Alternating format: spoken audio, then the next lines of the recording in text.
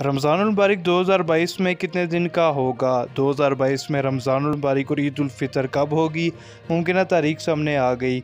माहिरीन फ़ल्कियात के मुताबिक सऊदी अरब में पहला रोज़ा 2 अप्रैल बरोज़ हफ्ते को होगा, जबकि ईद उल फ़ितर 2 मई 2022 को मुतवक्के है। इस हिसाब से अगर देखें तो पाकिस्तान में पहला रोज़ा 3 अप्रैल बरोज़ इतवार को होगा, जबकि 30 रोज़े मुकम्मल होने पर ईद उल फ़ितर 3 मई 2022 को हो सकती है।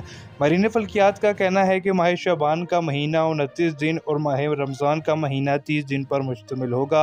माहिरीन फ़ल्कियात ने मज़ीद कहा कि शअबान की 29 तारीख बामुताबिक 1 अप्रैल सुबह 9:26 पर चाँद की विलादत होगी, जबकि इसी शाम को मक्का मुकरमा में चाँद की विलादत होगी, जो कि 16 मिनट तक देखा जा सकेगा।